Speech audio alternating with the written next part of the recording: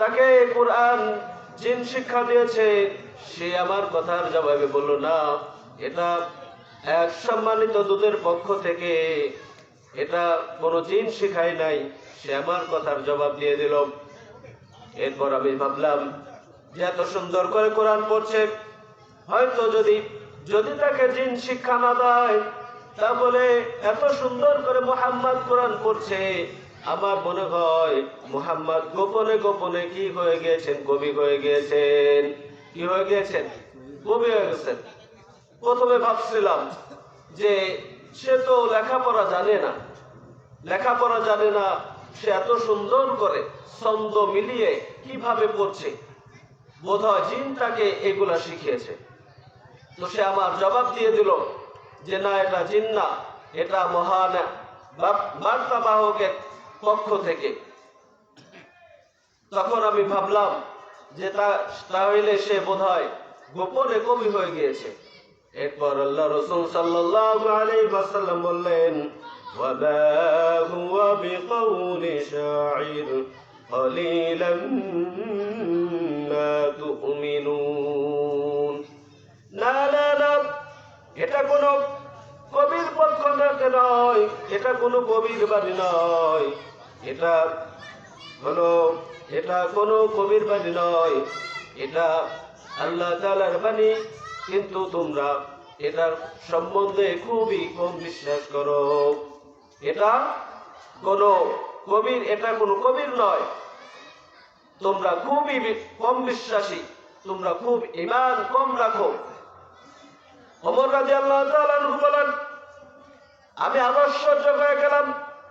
আমি তো মনে মনে বললাম, আমি তো জোরে শব্দ করে বলিনি, আমি তো এটা মনে মনে আমি চিন্তা করেছি কি ব্যাপার, সে কিভাবে বুঝতে পারলো, সে কিভাবে টের পেল, সে কিভাবে এটা জানতে পারলো।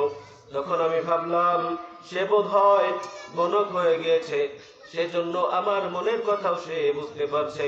আল্লাহ রাসূল সাল্লাল্লাহু আলাইহি ওয়াসাল্লাম এর জবাবে আল্লাহ রাব্বুল আলামিন বললেন, ওয়ালা বিকাউলি কাহিন কলিলাম মা তাযাক্কারুন।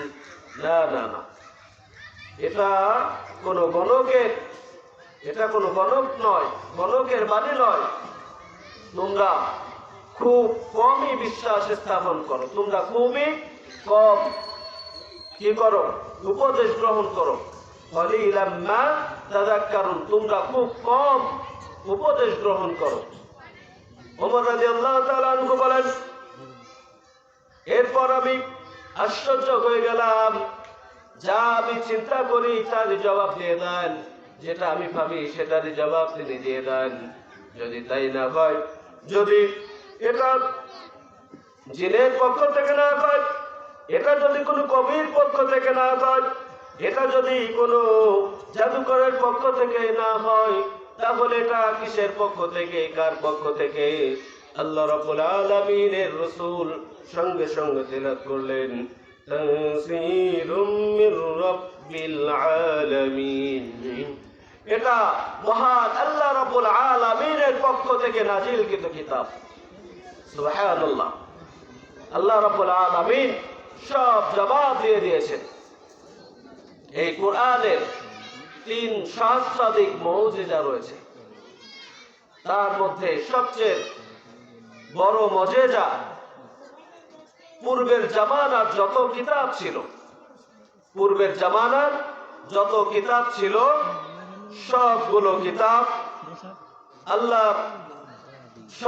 কিতাবকে ইহুদি খ্রিস্টান আল্লাহ তাআলার শত্রুরা বিকৃত করে ফেলেছে, সেটাকে নষ্ট করে ফেলেছে। কিন্তু যুগের পর যুগ পার হয়ে গিয়েছে, এই কুরআনুল কারীমের একটি শব্দকে কেউ এলোমেলো করতে পারে নাই। এই কুরআনুল কারীমের কোন একটি শব্দকে তারা হেরফের করতে পারে নাই। সুবহানাল্লাহ, এটা হচ্ছে সবচেয়ে বড় মুজিজা। আর আল্লাহ রাব্বুল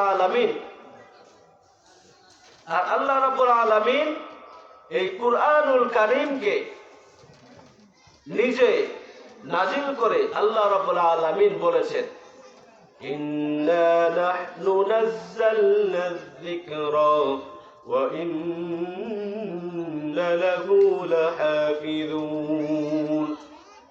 আমি এই কোরআনকে নাজিল করেছি আর আমি স্বয়ং এই কোরআনকে হেফাজত করব। কে হেফাজত করবেন? আল্লাহ রাব্বুল আলামিন বলেন যে আমি নিজে এই কোরআন অবতীর্ণ করেছি, আমি এই কোরআন নাজিল করেছি, আমি আল্লাহ রাব্বুল আলামিন এই কোরআনের হেফাজত করব। আল্লাহ তাআলা দেখেন যে তার হেফাজতের কৌশলটা কত সুন্দর, তার হেফাজতের ধরনটা কত সুন্দর। আল্লাহ তাআলা এই কোরআনকে হেফাজত করার জন্য ব্যাংকে লকারে রাখেন নাই, আলমারিতে রাখেন নাই। আল্লাহ রাব্বুল আলামিন এই কোরআনুল কারীমকে হেফাজত করার জন্য বিশ্ব ব্যাংকে রাখেন নাই।